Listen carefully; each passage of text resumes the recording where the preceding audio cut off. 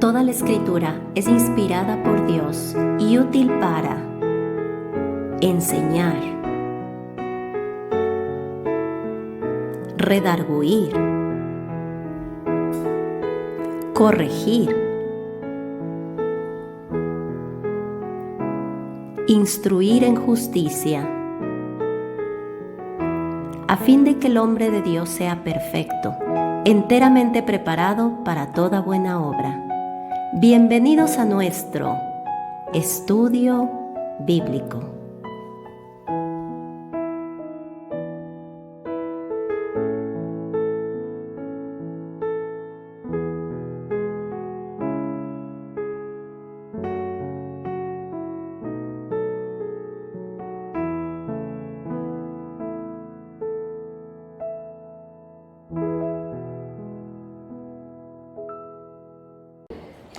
Hablábamos cómo el tiempo que Dios había prometido a Abraham, o había dicho a Abraham que Israel estaría en una tierra extranjera, se había cumplido.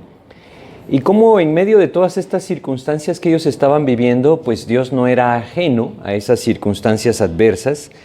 Es más, todo lo que ellos estuvieron experimentando estaba dentro de ese plan soberano de Dios. Y en todo esto que Dios estaba permitiendo, Él tenía el propósito de liberarlos de esa esclavitud egipcia y llevarlos entonces a la tierra prometida. Esto definitivamente que requería algo extremo, alguna circunstancia extrema que les llevara a ellos a desear moverse. Y eso fue exactamente lo que empezaron a experimentar, circunstancias extremas que los llevaron a esa posición en la que necesitaban un libertador.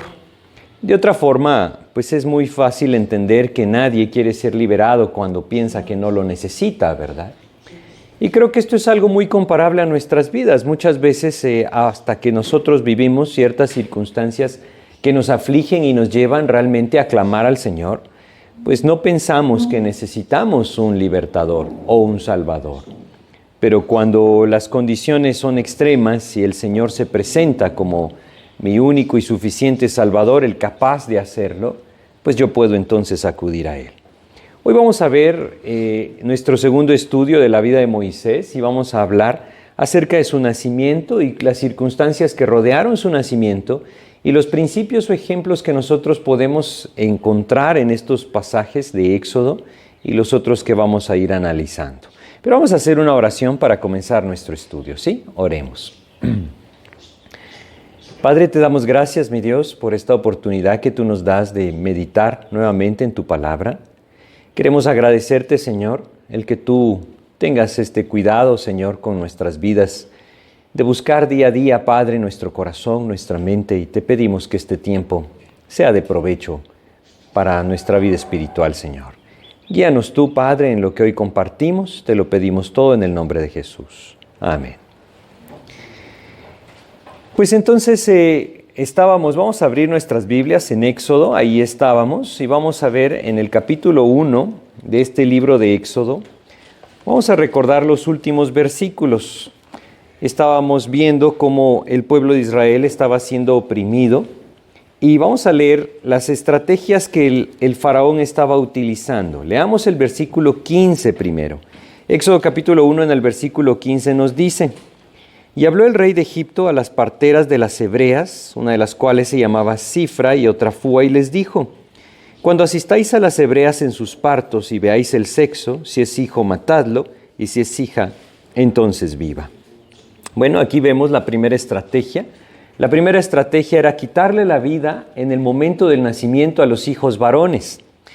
Como platicamos en su momento, esta estrategia fracasó porque Dios puso temor en el corazón de las parteras y ellas no quisieron participar de este homicidio.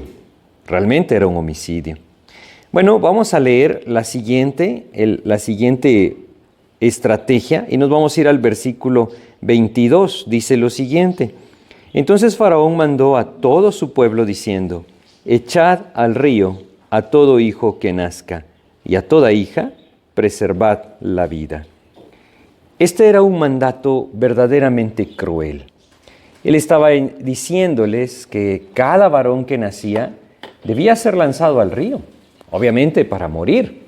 Y esto les llevaba a ellos entonces a tener una angustia tremenda, sin duda, en sus vidas. Imagínense ustedes esa condición, que nosotros estuviéramos bajo esa condición y que si nosotros tenemos un hijo y es varón, este está condenado a muerte. Definitivamente que esto traía mucho conflicto y mucho dolor al corazón de esta nación o de este pueblo.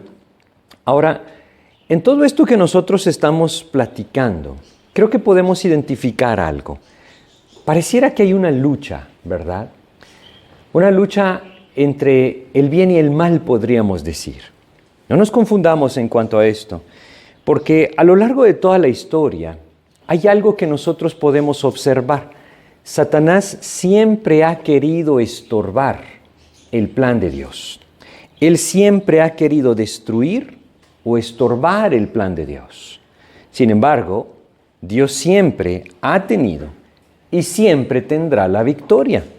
Esto es algo definitivo. Esa lucha entre el bien y el mal, como muchos la llaman, realmente no es una lucha por ver quién tiene la victoria, porque Cristo ya la obtuvo. Dios tiene la victoria.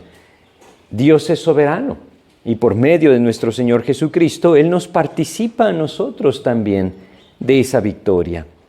Por lo tanto, no es realmente una lucha para ver quién triunfa. En su soberanía, Dios permite muchas cosas, pero Él tiene un propósito. Quisiera que recordáramos algunos versículos que nos aseguran cómo el Señor tiene control y Él ha prometido darnos victoria. Creo que es importante recordar versículos como estos. Vamos a Romanos capítulo 8 y empecemos aquí en Romanos 8 leyendo el versículo 37. Fíjense cómo nos enseña Romanos en el capítulo 8, versículo 37. Nos dice lo siguiente. Dice Romanos 8:37, antes, en todas estas cosas, somos más que vencedores por medio de aquel que nos amó. Aquí nos dice claramente que nosotros somos vencedores. El pasaje nos habla de que nada nos puede separar del amor del Señor y nos habla de tribulación, nos habla de angustia, nos habla de aflicciones, nos habla de incluso de la muerte, nos habla también de tantas cosas que uno podría pensar, me pueden derrotar, pero el Señor nos dice, en Cristo ustedes son más que vencedores. Esta victoria es segura en Cristo. Y todo aquel que nace de nuevo en el Señor, un día disfrutará de una victoria completa. Es por eso que debemos poner nuestros ojos en esa esperanza.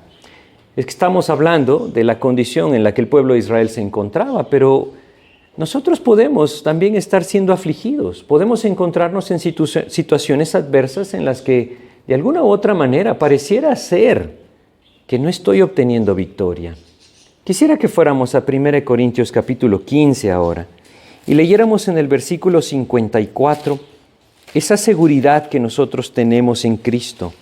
1 Corintios capítulo 15 en el versículo 54 nos dice, y habla entonces de la victoria. Fíjense, y cuando esto corruptible se haya vestido de incorrupción y esto mortal se haya vestido de inmortalidad, entonces se cumplirá la palabra que está escrita, sorbida es la muerte en victoria.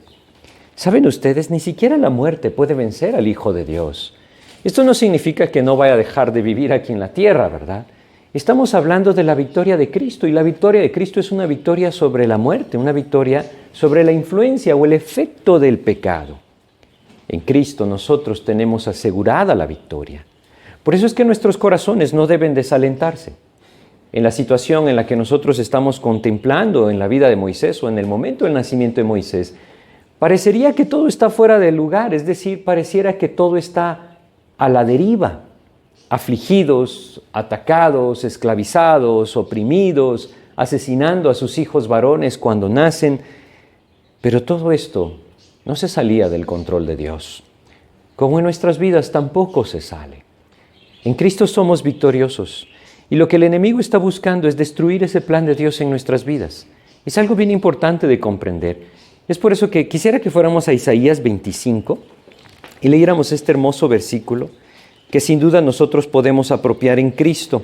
Isaías capítulo 25, leamos nosotros el versículo 8. En Isaías 25, 8, fíjense cómo dice, Isaías capítulo 25, versículo 8, y esto nos habla nuevamente de esa victoria que nosotros tenemos en Cristo. Dice, destruirá a la muerte para siempre, y enjugará Jehová el Señor toda lágrima de todos los rostros, y quitará la afrenta de su pueblo de toda la tierra, porque Jehová lo ha dicho. Un día nosotros viviremos ese consuelo maravilloso de la presencia del Señor. Debemos aprender a ver hacia Él, pero también debemos aprender a extender esa victoria en nuestro presente. Quiere decir, a darnos cuenta que el Señor ya tuvo victoria. Esta victoria, como les estoy compartiendo, tiene que ver con la muerte, tiene que ver con el pecado. Cristo nos ha hecho libres de su efecto. La muerte, como consecuencia del pecado, y con esto me refiero a esa separación eterna de Dios, ya no nos puede atrapar en Cristo. Y eso es algo maravilloso que nosotros debemos aprender a gozarnos en la actualidad. Tenemos vida y vida eterna en Cristo. A pesar de las aflicciones que podamos vivir acá, siempre podemos voltear a ver a estas promesas de Dios y alentar nuestros corazones al saber que Él ha obtenido esa victoria. Regresemos a 1 Corintios 15 y leamos solamente acá los versículos 55 al 57. Me parecía muy importante el citar estos versículos antes de empezar nuestros versículos de Éxodo, para que podamos alentar nuestros corazones a saber que de la misma forma que Dios tenía un plan con esta nación y por lo tanto traería a este bebé Moisés para levantarlo y transformarlo en el libertador que fue, Dios también tiene un plan con nosotros. 1 Corintios 15, capítulo 15, versículos 55 al 57 dice: ¿Dónde está, oh muerte, tu aguijón? ¿Dónde, oh sepulcro, tu victoria? Ya que el aguijón de la muerte es el pecado y el poder del pecado, la ley. Mas gracias sean dadas a Dios, que nos da la victoria por medio de nuestro Señor Jesucristo. A pesar de que seguimos teniendo una naturaleza caída y lastimosamente nos equivocamos, tenemos seguridad de esta victoria eterna. Cristo la ganó por nosotros y al extenderla hacia nosotros como sus hijos, cuando venimos a Cristo, Él nos hace sus hijos. Entonces nosotros también podemos tener esa seguridad. Un día estaremos en la presencia de Dios y como lo leíamos en Isaías, ya no habrán más lágrimas ahí, porque el Señor mismo nos sustentará. Qué hermoso poder ver hacia allá. Todo lo que Dios está permitiendo en nuestras vidas hoy tiene que ver con ese destino eterno. No debemos perderlo de vista. Lo que estamos viviendo hoy aquí en la tierra tiene como propósito usar nuestras vidas en ese plan eterno de Dios. Muchas veces no entendemos por qué la aflicción alcanza nuestras vidas, pero nosotros debemos reconocer de que a pesar que Cristo nos ha rescatado y esa victoria en Cristo es segura, seguimos siendo afectados por el pecado que gobierna el mundo. Seguimos siendo afectados por la iniquidad y la injusticia que este mundo nos lanza encima. Dios mismo permite que Satanás actúe. Y esto es algo que nosotros también debemos comprender bien, porque Dios no es autor del mal. Él no es autor del sufrimiento de las personas. Es el enemigo el que trae esto sobre la vida de las personas. Sin embargo, Dios en su soberanía le permite actuar. Es por eso que leamos un versículo en Juan 14. El Señor Jesucristo dijo lo siguiente, y vamos a anotar aquí unas palabras que Él dijo. Juan capítulo 14, versículo 30, es el Señor Jesucristo el que habla y dice lo siguiente. Fíjense cómo Él le llama. Juan 14, versículo 30, el Señor Jesucristo le dijo a sus discípulos: ¿no hablaré ya mucho con vosotros? Porque viene el príncipe de este mundo y él nada tiene en mí. Se está refiriendo a Satanás. ¿Cómo lo llama? El príncipe de este mundo. ¿Por qué lo llama de esta manera? Porque Dios le permite actuar. Esto nuevamente no significa que es una lucha entre el bien y el mal para ver quién obtiene la victoria. Esa era la idea de leer estos versículos. Cristo ya obtuvo la victoria. Es solamente que Dios permite que Él actúe de ciertas maneras, pero Él siempre trae un propósito con esto. A la luz de esto, no debe sorprendernos entonces que la maldad y la aflicción afecten la vida de muchos. El enemigo ha afectado la vida de muchas personas a lo largo de la historia y creo que en las Escrituras nosotros podemos ver claramente que una de las metas de Satanás, tanto en el Antiguo Testamento como en el Nuevo, era impedir que la nación de Israel continuara su curso. Él tenía un plan con esto, un objetivo. Obviamente no lo iba a poder lograr porque Dios ya obtuvo victoria. Esa es la idea. Lo mismo es en nuestras vidas, ¿verdad? Y debemos trasladarlo a nosotros para poderlo apropiar. Pero la idea es entender que en el Antiguo Testamento Satanás siempre se levantó para acabar con esta nación de Israel. ¿Por qué? Porque Dios había prometido que a través de este linaje vendría el Mesías, el Salvador. Y si Él acababa con esta nación, entonces el Salvador ya no podría venir, o por lo menos ya no se cumplirían las Escrituras que nos decían que Él vendría de esta nación. De esta manera el enemigo buscaba impedir la venida del Salvador a través de acabar con ese linaje. Y es por eso que nosotros leemos en el Antiguo Testamento, por ejemplo, a un Amán en el libro de Esther, levantándose en contra de los judíos para acabar con ellos. También vemos a Herodes enviando a matar a todos los niños menores de 2 años en Belén. Pero también vemos, y en nuestro pasaje de hoy, vamos a verlo, también vemos a Faraón intentando reducir esta nación para exterminarla. Eso no lo estaba haciendo Dios. Lo estaba haciendo el enemigo. Y en nuestras vidas puede ser muy similar. Dios tiene un plan con nuestras vidas. Él anhela desarrollar ese plan en nuestras vidas. Y el enemigo también quiere destruirnos. Ahora, vamos a ver cómo Dios también les libró definitivamente. Y Dios nos puede librar. Antes de todo esto, yo quisiera que fuéramos a Zacarías capítulo 8. Y espero que me estén siguiendo con esto. La idea es ver que a lo largo de la historia, Satanás siempre se ha levantado en contra del pueblo de Dios. Y ese pueblo de Dios, en el Antiguo Testamento vemos claramente, tenía una promesa, la venida del Mesías. A ver, este libro de Zacarías es un pequeño libro que está antes de que termine el Antiguo Testamento. Vamos a leer acá en el capítulo 8, el versículo 3. ¿Por qué vamos a leer esto? Porque aquí hay una promesa que está adelante. Una promesa que está en el futuro. Y dice Zacarías en el capítulo 8, versículo 3, lo siguiente. Así dice Jehová, yo he restaurado a Sión, Sión es Jerusalén, y moraré en medio de Jerusalén. Y Jerusalén será llamada ciudad de la verdad, y el monte de Jehová de los ejércitos, monte de santidad. ¿Saben ustedes? Esto todavía no ha sucedido. Esto está en el futuro. La promesa del reino del Mesías está en el futuro. Y no es raro entonces comprender por qué el enemigo quiere acabar todavía con ese linaje judío. Hay un tema muy extenso en esto y no es el tema de nuestro estudio hoy. Solo debemos entender que el enemigo siempre quiere estorbar el plan de Dios. Y si hay alguien, y en este caso es esta nación, en el caso nuestro, somos nosotros como sus hijos, que tiene una promesa de Dios dada a su vida, Satanás la quiere estorbar. Eso es lo que pasa en nuestras vidas también. Y eso era lo que pasaba en ese tiempo. Si nosotros lo traemos o lo trasladamos, este principio que estamos viendo a nuestra vida, nosotros debemos considerar primero el propósito de Dios. Para Israel en el Antiguo Testamento era preservarla hasta la venida del Mesías. Para ese pueblo en la actualidad es preservar por lo menos ese lugar hasta la venida del Mesías. Para nosotros, ¿cuál es el propósito? Vamos a Hechos capítulo 15. En Hechos capítulo 15, versículos 13 al 18, el Señor nos habla acerca de cuál es su plan en estos días para la vida de todo hijo de Dios. Todos aquellos que en Cristo hemos nacido de nuevo, somos parte de este plan.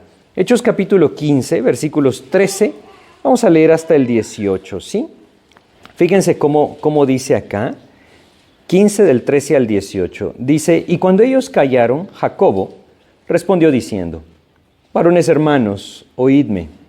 Simón ha contado cómo Dios visitó por primera vez a los gentiles para tomar de ellos pueblo para su nombre. Y con esto concuerdan las palabras de los profetas como está escrito. Después de esto volveré y reedificaré el tabernáculo de David que está caído y repararé sus ruinas y lo volveré a levantar, para que el resto de los hombres busque al Señor y todos los gentiles sobre los cuales es invocado mi nombre, dice el Señor, que hace conocer todo esto desde tiempos antiguos.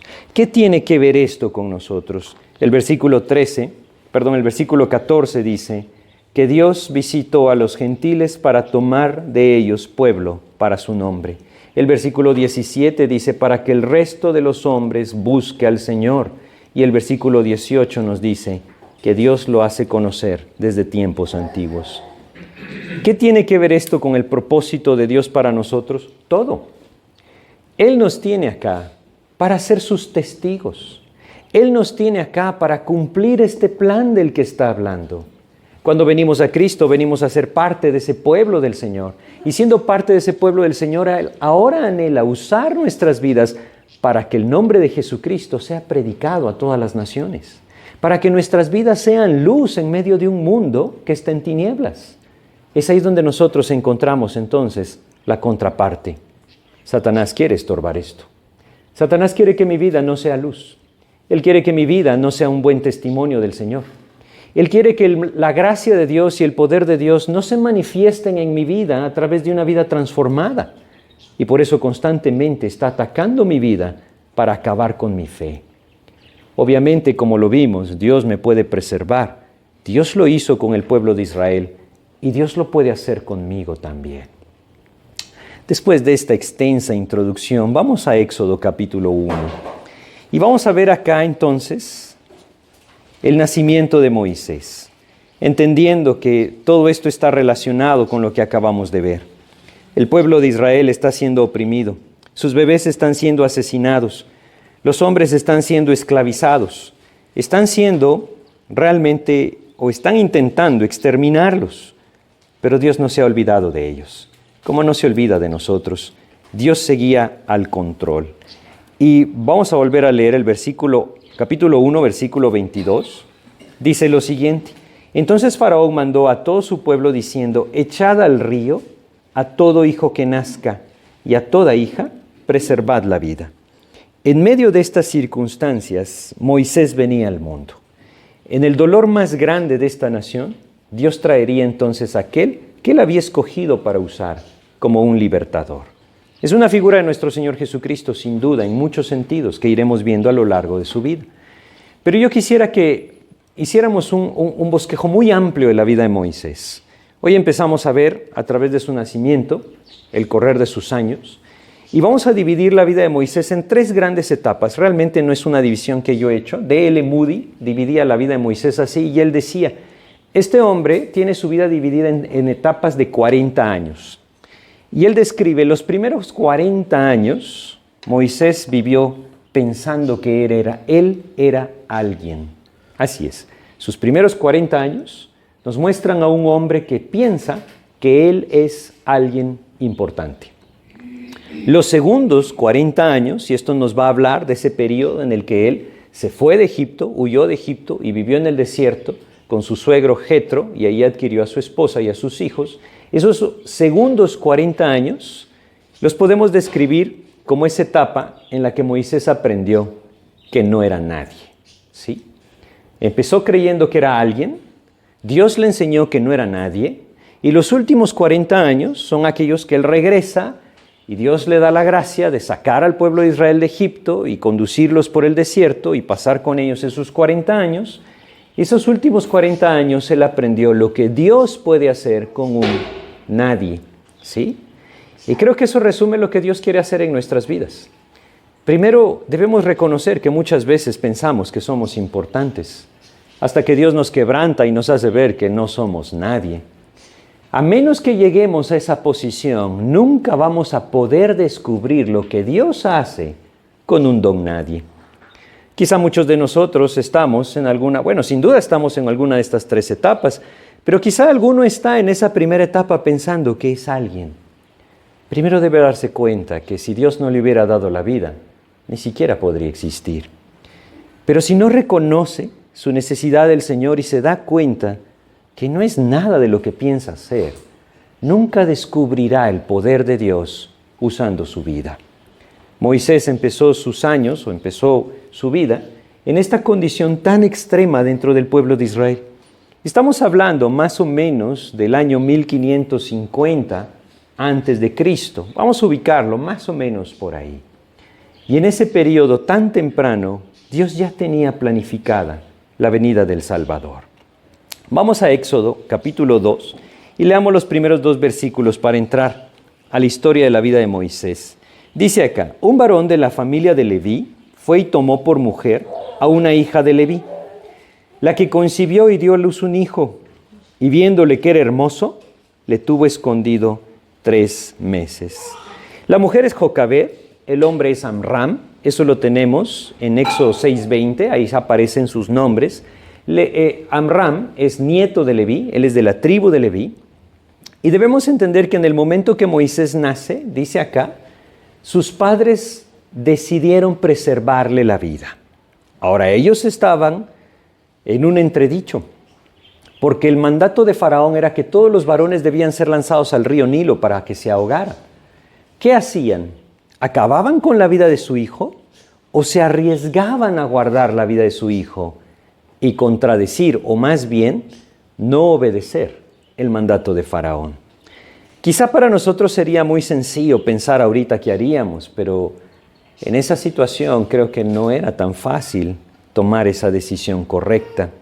Sin embargo, se nos dice acá que lo vieron hermoso y por lo tanto decidieron guardar su vida. Quisiera que fuéramos a Hechos capítulo 7, esto habla de Moisés, Hechos capítulo 7, vamos a leer los versículos 19 y 20. En estos versículos se nos habla acerca de ese momento en el que ellos decidieron preservar la vida de Moisés, me refiero a sus padres. En Hechos capítulo 7, leamos acá los versículos 19 y 20 que nos hablan de ese nacimiento de Moisés. Es el Espíritu de Dios guiando a Esteban en este discurso y dice lo siguiente: este rey, hace referencia a Faraón, usando de astucia con nuestro pueblo, maltrató a nuestros padres, a fin de que expusiesen a la muerte a sus niños, para que no se propagasen. En aquel mismo tiempo nació Moisés, y fue agradable a Dios, y fue criado 3 meses en casa de su padre. Fíjense cómo dice, fue agradable a Dios. Esto significa, no sabemos qué fue lo que Dios puso en el corazón de Jocabed, y les voy a hablar desde ahora en adelante solo de Jocabed, porque Amram ya no aparece en la historia. Esto no quiere decir que él no estaba ahí, él estaba ahí. Pero Dios usó el corazón de Jocabed para que, levantándose por amor a su hijo y por fe en el Señor, guardara la vida de Moisés. No sabemos qué fue lo que ella vio en su hijo. No sabemos qué fue lo que Dios puso en su corazón. Lo que sí sabemos es que ella lo vio hermoso. Y Hechos nos dice que era agradable a Dios. Dios puso en su corazón un sentir distinto y simplemente la convenció. Yo tengo que velar por la vida de este niño. Y es algo que nosotros leemos y que también entendemos la razón en Hebreos capítulo 11. Vamos a Hebreos capítulo 11. Dice en el versículo 23, nuevamente nos habla de ese momento, esa decisión de fe que los padres de Moisés tomaron. Hebreos en el capítulo 11, versículo 23, nos dice lo siguiente.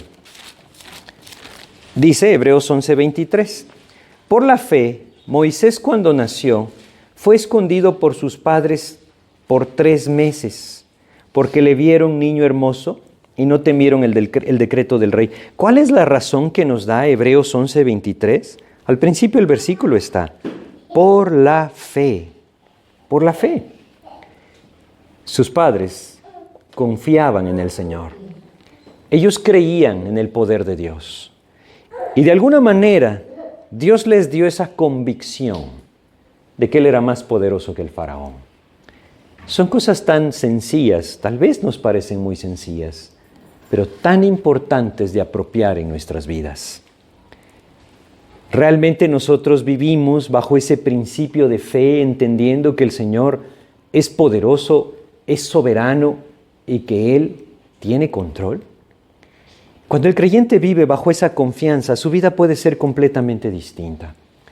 Jocabed confió en el Señor. Confió que ella guardaría su vida y la de su familia. Ella no estaba sola con Amram y Moisés. Se nos dice en el Éxodo que Moisés ya tenía 2 hermanos mayores. María, que era la mayor, no sabemos la edad, pero se calcula que más o menos estaría alrededor de sus 10 años. Aarón era mayor que Moisés. Él sí se nos dice en las Escrituras que tenía 3 años cuando Moisés nació. Era una familia que se exponía a la ira del rey si no obedecía. Pero decidieron confiar en Dios. Saben, nosotros debemos aprender a vivir por fe. Es algo que nosotros constantemente debemos apropiar. Nuestras decisiones no deben estar basadas en el temor, deben estar basadas en la fe en Jesucristo. Si nosotros confiamos que esas promesas de Dios son verdaderas para nosotros, nosotros entonces debemos actuar según ellas, no según el temor de nuestro corazón o a las consecuencias que podemos obtener de parte del mundo. Nuestro único temor debe ser hacia Dios, entendiendo que un día estaremos delante de Él. Las promesas de Dios son maravillosas y Él ha prometido darnos victoria a lo largo de toda esta vida, pero principalmente en la eternidad. Es decir, ese es nuestro destino eterno y es seguro. Por eso es que nuestras decisiones no deben estar basadas en lo que el mundo nos indica, sino en la fe en nuestro Señor Jesucristo, fe en la palabra de Dios. Yo creo que este es un buen pasaje para meditar en algo. Aquí vemos una familia que corre peligro de sus vidas, padre, madre y los 2 hijos que ya tienen, si no acaban con la vida de este niño. ¿Qué movió el corazón de Jocabed? La fe en el Señor. Pero es triste ver cómo en nuestros días esto no sucede. Es triste ver cómo en el mundo en el que vivimos, 73 millones de niños mueren en el vientre de su madre cada año. Y eso es solo un número que no toma en cuenta las estadísticas no registradas, es decir, todos los demás que morirán sin tener un registro. Y estas muertes no son naturales, son inducidas. Es el aborto, ¿verdad? Imagínense eso. Esta estadística lleva a las personas a pensar, o más bien a calcular, que 3 de cada 10 niños es asesinado en el vientre de su madre intencionalmente. Esto es algo terrible verdaderamente, pero es un reflejo de una sociedad que no cree en el Señor. El llamado de la vida del creyente es a vivir de una forma distinta, por supuesto. Bueno, regresemos a nuestro pasaje, capítulo 2 de Éxodo, versículos 3 y 4. Dice lo siguiente: pero no pudiendo ocultarle más tiempo, tomó una arquilla de juncos y la calafateó con asfalto y brea, y colocó en ella al niño y lo puso en un carrizal a la orilla del río. Y una hermana suya se puso a lo lejos para ver lo que le acontecería. A ver, vamos a ir despacito en esto, ¿sí? Jocabed entonces se encuentra en ese entredicho. Ella confía en Dios, ella ama a su hijo y confía en Dios. Por otro lado está Faraón, quien no sabemos cómo, pero entendemos por las circunstancias que están viviendo, que habían personas encargadas de denunciar quién tenía un hijo varón y lo dejaba vivir. Ella se estaba arriesgando a sus otros 2 hijos, estaba arriesgando la vida de su esposo, pero ella confía en el Señor. Y qué hermoso es ver una vida de fe que actúa por amor. Jocabed lo fue. Y entonces ella actúa. Y aquí nos topamos con algo que a veces nos cuesta mucho comprender. Cuando yo estoy confiando en Dios, ¿debo actuar? Debo actuar guiado por Dios. Pero si Jocabed se queda con su hijo en su casa, por mucho que ella confíe en Dios, va a terminar llevando a su hijo a la muerte. A veces no entendemos esto. Muchas veces Dios nos alienta a través de las pruebas a mantenernos quietos y esperar la respuesta de Dios. Pero estoy seguro que muchísimas veces, si nosotros dependemos de Dios, Él también nos llevaría a dar pasos de fe, a actuar. No confiando en nuestra capacidad, no confiando en nuestra sagacidad o nuestra astucia, confiando única y exclusivamente en el poder de nuestro Dios. Ese es el llamado de Dios. Jocabed es un ejemplo de esto. Ella decide actuar. Y entonces dice que elabora una pequeña arquilla, es la palabra que se usa en este pasaje, y entonces pone al bebé adentro. Ahora, yo no sé, ustedes han de tener la misma idea quizá que yo tenía, y hasta ahora realmente me estoy dando cuenta que no es así, de que hizo el arca, puso al bebé en medio y lo dejó que la corriente se lo llevara. No es eso lo que el pasaje dice. Regresemos al versículo y prestemos atención. Fíjense lo que dice el versículo 3. Pero no pudiendo ocultarle más tiempo, tomó una arquilla de juncos y la calafateó con asfalto y brea y colocó en ella el niño y lo puso en un carrizal a la orilla del río. ¿Qué es un carrizal? Yo no conozco el Nilo, pero he visto muchos carrizales y sin duda ustedes también. Son esas plantas que crecen a la orilla de los lagos, a la orilla de los ríos, que son largas, rígidas y que nada puede mover. Ella no lanzó el arca al río, ella fue y lo colocó en el lugar que ella lo quería colocar. Ese carrizal, ¿sí? O estas plantas que probablemente, en el río Nilo habían muchas siembras de papiro, es un tipo de planta o de carrizal que crece duro como el bambú. Nada podía mover el arca de ahí. Ahora, esto no aseguraba la vida de Moisés, pero ella tenía un plan y su plan no era insensato. Creo que nosotros podemos aprender mucho de esto. En medio de nuestra tribulación, no debemos hacer otra cosa más que confiar en el Señor. Si confiamos en el Señor, ya empezamos bien. Debemos depender de Él. Y cuando Él nos guía, nos guiará a actuar no en base a nuestra capacidad, sino en base a su sabiduría. Su sabiduría siempre nos llevará a la respuesta de Dios. Pero no debemos tampoco apresurarnos. No debemos actuar impulsivamente. Debemos orar y pedir dirección a Dios. Dios le guió a esta mujer a tener un plan, y ese plan no prosperaría si Dios no lo prosperaba. Pero ella no tenía una fe ingenua, y a eso es a lo que quiero llegar. Hoy vivimos en tiempos en donde lastimosamente muchos se mueven de esta manera, a través de una fe ingenua, confiando en cosas que Dios no dijo en su palabra. Nuestra fe debe tener como base nuestra comunión con el Señor a través de la palabra de Dios. Y ahí entonces Dios nos llevará a analizar nuestras vidas, a redimir el tiempo actuando en la sabiduría de Dios. Pero nuestros ojos deben estar puestos en la palabra de Dios. Jocabed entonces fue y puso esta arquilla en el lugar que ella quería ponerlo, porque Dios le guió a hacerlo así. Hay una razón. Leamos los siguientes versículos, el 5 y el 6. Quizá leamos primero el 5. Dice lo siguiente: y la hija de Faraón descendió a lavarse al río, y paseándose sus doncellas por la ribera del río, vio ya la arquilla en el carrizal y envió una criada suya a que la tomase. Nuevamente, yo quisiera que pensáramos en algo. La hija de Faraón no paseaba por el río y donde ella quisiera descendía a bañarse. No era así en esos tiempos. Ella tenía un lugar establecido para bañarse. Así era como funcionaba en el tiempo del antiguo Egipto. De alguna manera, Jocabed apeló a esto. Y ella fue y puso esa arquilla con el bebé adentro en el lugar donde ella sabía que la hija de Faraón se bañaba. Ahora, nuevamente, yo quiero hacerles ver, esto no asegura para nada la vida de Moisés. Más bien, lo expone, ¿verdad?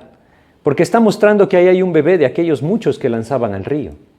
Este plan no funcionaría si Dios no lo hacía funcionar. Pero ella está actuando en fe. Cuando la hija de Faraón baja, dice, al río a bañarse, ella ve entonces esta pequeña arquilla atrapada en ese carrizal, porque ahí la pusieron. Y hay alguien que está viendo todo de lejos, ¿verdad? ¿Conocen ustedes la historia? Vamos a leer el versículo 4 otra vez. Y una hermana suya se puso a lo lejos para ver lo que le acontecería. Ella está a la expectativa. Yo he visto muchas veces, han habido películas, caricaturas de María corriendo detrás del arca para ver dónde se queda atrapada. Eso no pasó según lo que estamos leyendo aquí. Ella fue y puso la arquilla en un lugar específico y María se puso en un lugar específico para ver qué pasaba. Todo estaba planificado, pero nuevamente no funcionaría si Dios no lo permitía. Creo que es un muy buen ejemplo para nosotros. No podemos pensar que las cosas vendrán del cielo. Saben, muchas veces vienen, pero Dios nos quiere mover a confiar en Él y actuar según los principios de su palabra. Así es como lo debemos hacer. Quiero ponerles un ejemplo. ¿Quién de ustedes está orando por algún familiar que ama y que no conoce a Cristo? Es muy bueno que lo hagan. ¿Quién de ustedes ha ido y le ha hablado de Cristo exponiéndole el Evangelio? Eso sería actuar confiando en la promesa de Dios. Pero muchas veces no lo hacemos. Es solo un ejemplo, para que entendamos de qué estamos hablando acá. Entre otras cosas, que Dios nos puede guiar a actuar siguiendo su palabra, ¿verdad? Ahora regresemos a nuestro pasaje. Fíjense lo que pasó en el versículo 6. Dice, y cuando la abrió, quiere decir que la hija de Faraón mandó a traer la canastilla, la abrió y dice, y cuando la abrió, vio al niño. Y he aquí que el niño lloraba. Y teniendo compasión de él, dijo, de los niños de los hebreos es este. Ella sabía específicamente que era de los niños de los hebreos. ¿Se imaginan ustedes cómo se sentía María y Jocabed en ese momento? ¿Qué creen ustedes que estaba haciendo Jocabed? A mí me gusta pensar que estaba orando. No lo sé, ¿verdad? No se nos dice. Tal vez estoy yendo más allá. Pero alguien que confía en Dios y está actuando guiado por Dios, esperando que Dios respalde el plan que Dios le mostró, tiene que estar orando. Así es como nosotros deberíamos de estar. Y es parte de la vida de fe. La vida de fe es una dependencia de Dios. Es apelar a la gracia y misericordia de Dios, confiando que Él responderá conforme a su voluntad y en su tiempo. Pero yo debo aprender a confiar en Él, exclusivamente en Él. Recordemos un versículo, 2 Corintios capítulo 5, 2 Corintios, en el capítulo 5, leamos acá el versículo 7, ¿sí? 2 Corintios, capítulo 5, versículo 7. Dice lo siguiente, 5, 7 de 2 Corintios.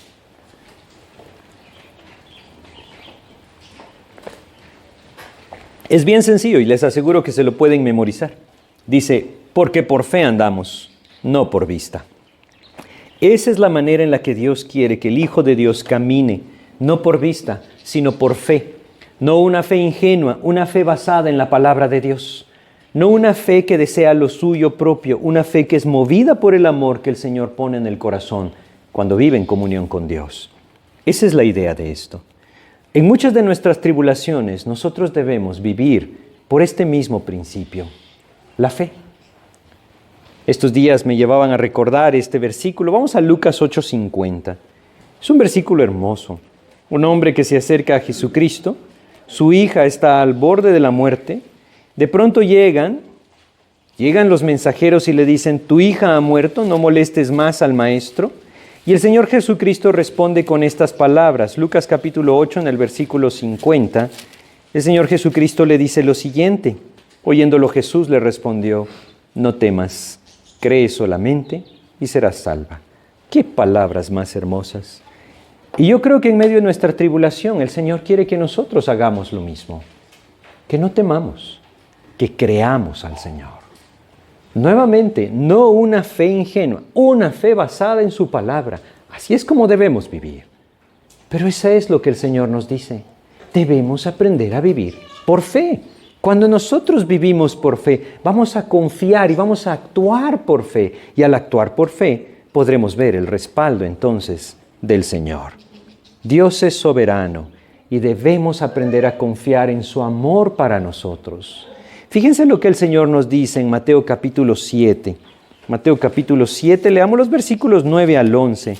El pasaje completo nos habla de esto, pero estos versículos nos dan esa conclusión. Mateo capítulo 7, versículos 9 al 11, nos enseñan lo siguiente. Dice acá, 9 al 11 de Mateo 7. ¿Qué hombre hay de vosotros que si su hijo le pide pan, le dará una piedra? ¿O si le pide un pescado, le dará una serpiente? Pues si vosotros, siendo malos, sabéis dar buenas dádivas a vuestros hijos, ¿cuánto más vuestro Padre que está en los cielos dará buenas cosas a los que le pidan? ¿Se dan cuenta? Debemos aprender a confiar en el amor del Señor. Él es nuestro Padre y es un Padre perfecto. Quisiera que recordáramos lo que vimos al principio. Esto no significa que no tendremos aflicciones. Yo no puedo imaginar el corazón de Jocabed, les decía en ese momento. Quizá hasta escuchó el llanto de Moisés cuando abrieron la canasta. ¿Qué podría haber pensado? ¿Y si muere? ¿Y si lo matan? ¿Y si lo ahogan? ¿Y si jamás lo vuelvo a ver? Es natural que nosotros tengamos ciertos temores. Ahí es donde debemos voltear a ver hacia Cristo y decir, Señor, tú tienes control. Yo voy a confiar en tus promesas, Señor. Tú eres soberano. Tú decidirás. Es maravilloso aprender a vivir por fe. Cuando nosotros apropiamos estas promesas del Señor, tenemos paz en nuestro corazón, aún en medio de la tribulación. Porque la tribulación no es ajena al plan de Dios. Muchas veces Él la está permitiendo que el enemigo actúe porque Él tiene un propósito. Aquí parece que todo es al azar, ¿verdad? Pero Dios tiene absoluto control. María estaba observando. Ella sabía lo que tenía que decir. Yo creo que ella sabía lo que tenía que decir. Es muy difícil pensar que no sabía, que Jocabed no la había instruido. No lo sé. Quizá estamos yendo muy lejos ya, pero es que ella tenía un plan, ¿verdad? Regresemos a nuestro pasaje. Vamos a leer lo que pasó. Capítulo 2, nuevamente vamos a leer el versículo 6, porque aquí empezamos a ver ya no el plan de Jocabed. Aquí ya es más clara la mano de Dios. Fíjense lo que dice el versículo 6. Y cuando la abrió, vio al niño, y he aquí que el niño lloraba. Y teniendo compasión de él, dijo, de los niños de los hebreos es este. ¿Cuál fue el primer sentimiento, emoción que tuvo en su corazón? Compasión. Compasión. ¿Cómo se despertó esa compasión en su corazón? Yo creo que ahí podemos ver la mano de Dios, de forma clara y directa. Vamos a Proverbios capítulo 21, y en Proverbios capítulo 21 leemos un principio que nos hace comprender que es Dios el que está actuando. Proverbios capítulo 21, leamos acá el versículo 1, Proverbios 21:1. Fíjense cómo dice, Proverbios 21:1 nos dice, como los repartimientos de las aguas, así está el corazón del rey en la mano de Jehová. A todo lo que quiere lo inclina. No era al azar, ¿verdad? No era ver qué pasaba, qué tan buena era la hija de Faraón. No. Era Dios quien podía mover su corazón. Y lo hizo. Y puso compasión en su corazón por este pequeño niño de los hebreos, de aquellos que ellos querían exterminar. Es maravilloso lo que Dios hace. Y nos puede llegar a sorprender tanto lo que Dios hace cuando nosotros confiamos en Él. Debemos aprender a vivir por fe. Y Dios puede respaldar esa fe dentro de su plan y conforme a su voluntad. Inmediatamente después de que esta mujer es movido su corazón por Dios, María actúa. Regresemos a Éxodo capítulo 2. Leamos ahora el versículo 7. Éxodo 2, versículo 7 nos dice: Entonces su hermana dijo a la hija de Faraón, ¿iré a llamarte una nodriza de las hebreas para que te críe este niño? Bueno, aquí hay algo que debemos también entender. La historia nos ayuda mucho a comprender estas cosas. Saben que hace muchos años se descubrió un obelisco en donde hay una representación de una mujer sacando a un niño del río Nilo. Los expertos creen que no es otra cosa más que la historia que estamos leyendo. Y ellos dicen que en ese tiempo, o aproximadamente en esos años, Faraón tenía 2 hijas. Y ellas estaban reinando juntamente con Faraón, y a cada una de ellas había entregado 2 provincias distintas. Se cree que ella es una de ellas. Por lo tanto, este niño iba a ser el próximo Faraón. ¿Cómo iba a ser Dios para que todo encajara? Es que Dios es soberano. Dios es perfecto. Y a pesar de que leemos una historia en la cual parece que todo es a la aventura o el azar, no había nada a la aventura ni al azar acá. Dios tenía completo control. Y todo lo podemos ver por una mujer que vivió por fe. Así es el plan del Señor. Si nosotros aprendemos a caminar por fe confiando en Dios, a pesar de que esa lucha del enemigo se levante en contra de nuestras vidas para estorbar el propósito de Dios, podremos experimentar la victoria. Entendiendo que Dios es soberano y en su soberanía Él tiene absoluto control. Y entonces, vamos a ver la respuesta de la hija de Faraón. Fíjense lo que dice el versículo 8. Dice lo siguiente: Y la hija de Faraón respondió: Ve. Entonces fue la doncella y llamó a la madre del niño. Leamos el 9. A la cual dijo la hija de Faraón: Lleva a este niño y críamelo, y yo te lo pagaré. Y la mujer tomó al niño y lo crió. Esto es algo sorprendente, ¿no les parece que es algo sorprendente? no solamente le devolvió a su hijo. Yo creo que aquí encontramos un principio que no podemos dejar de observar. María estuvo dispuesta a morir a la vida de Moisés y Dios se la devolvió. Pero si María se aferra a la vida de Moisés y lo deja en su casa más de esos 3 meses, probablemente lo pierde. Y ese es el principio que nosotros observamos constantemente en las Escrituras. Hace muchos años, Corrie ten Boom, ¿conocen la historia de Corrie ten Boom? Una mujer que vivió en el tiempo del Holocausto, ese momento en el que más de 6 millones de judíos fueron asesinados. Ella guardó o protegió la vida de varios judíos y cristianos en su hogar, y judíos específicamente. Ella era creyente en Jesucristo. Y esto le llevó a padecer muchas cosas. En una ocasión, ella le decía a otra persona, no hay nada mejor que aprender a tomar en nuestras manos a los que amamos con los dedos muy suavemente. Porque si no, nos dolerá mucho cuando el Señor nos los quite. Y entonces le decía, tome a sus hijos suavemente, no se aferre a ellos, porque Dios puede lastimar sus manos para quitarlos de ahí. Creo que es un buen principio para apropiar a aquellos que tenemos hijos. Si nosotros los ponemos en las manos de Dios, viviendo por fe según los principios de su palabra, Dios los guardará. Pero si no lo hacemos, bueno, nosotros mismos llevaremos nuestras consecuencias.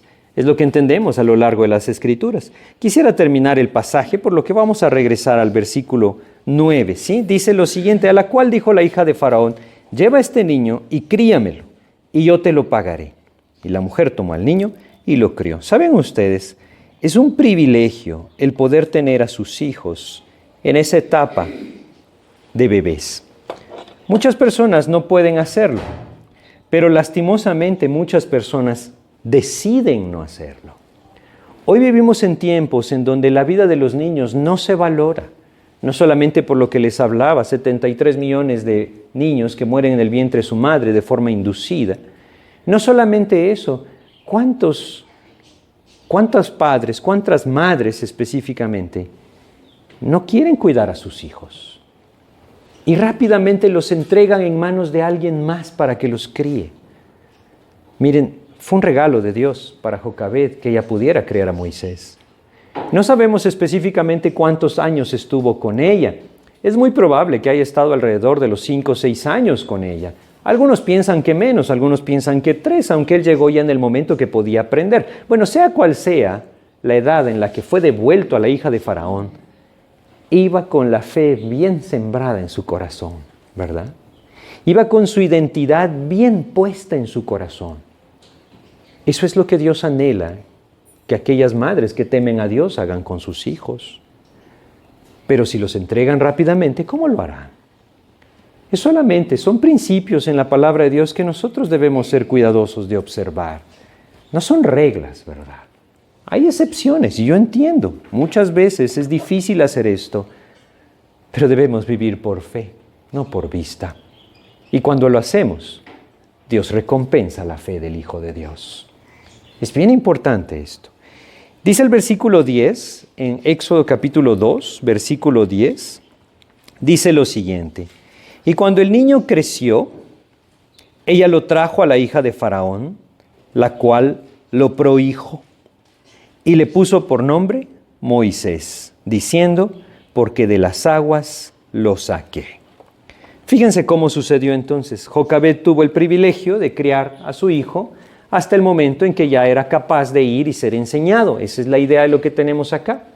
Pasó los primeros años con su familia, y cuando pasó esos años con su familia, como les repito, adquirió esa identidad, pero más importante que la identidad, la fe en el Dios verdadero. Cuando él es regresado a la hija de Faraón, ella entonces lo adopta como su hijo. Y entonces entendemos ahí que él fue enseñado en todos los principios de las mejores cosas que Egipto tenía. Dios estaba preparando un corazón, pero qué importante que es esto, entender esto. Dijimos que esos primeros 40 años se describían como alguien que cree ser alguien, ¿verdad? ¿Dónde adquirió Moisés ese sentir en la escuela del mundo. El mundo siempre nos quiere enseñar eso. Hoy vivimos en un mundo en el que constantemente se nos alienta a confiar en nosotros mismos.